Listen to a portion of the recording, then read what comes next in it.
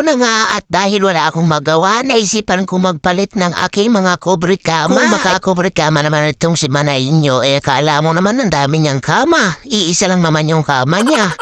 Double size pa. Pagkatapos kong tanggalan ng punda yung aming mga unan dahil amoy laway na, sinunod ko naman itong kama namin na double size. Siyempre kapag malinis yung unan, dapat malinis din yung ating sapin ng kama. Bago nga pala ako mag-umpisa magpalit ng mga sapin ng unan at ng kobre kama, ay tatanggalin ko muna yung mga anik-anik dito sa likod ng aking kama at yung mga agyo-agyo na inabutan na ng 2024. Dahil itong si Manay nyo ay laging busy, simula nung namonetize siya, wala na siyang ginawa kundi hawakan ng kanyang cellphone maghirata maghapon. Alam nyo ba itong si Manay ninyo bawal hiramin niyang cellphone niya ng mga kasama niya sa bahay. Hindi pa panahawakan ng kasama niya sa bahay yung cellphone niya, magsisigaw na agad dyan, "Mag-edit ako!"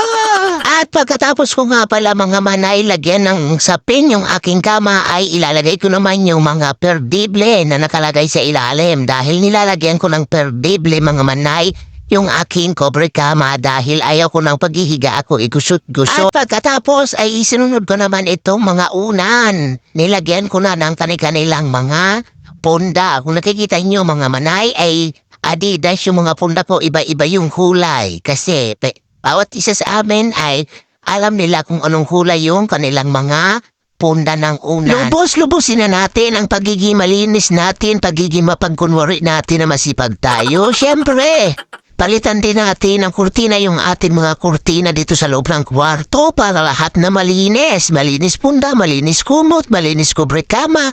Kaya ayan, para pagdating ng ating mga Diyosawa, ibigyan tayo ng pabuya. Kahit alam naman natin na hindi naman talaga tayo bibigyan ng pabuya ng ating mga asawa.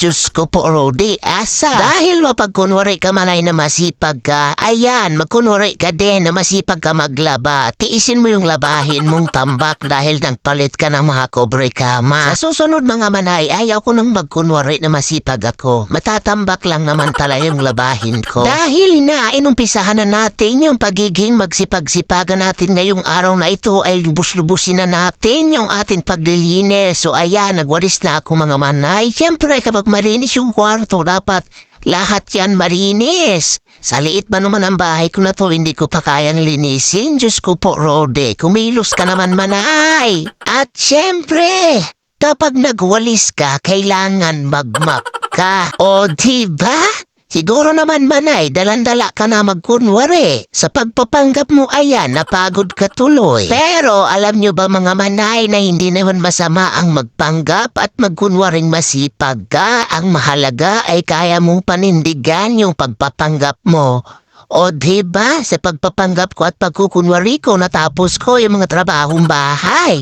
So hanggang dito na lang mga Manay ang aking video. Tatapusin ko na yung aking pagkukunwari. Thank you so much mga Manay, mga Manoy sa patuloy na panunood ng aking mga video. Bye!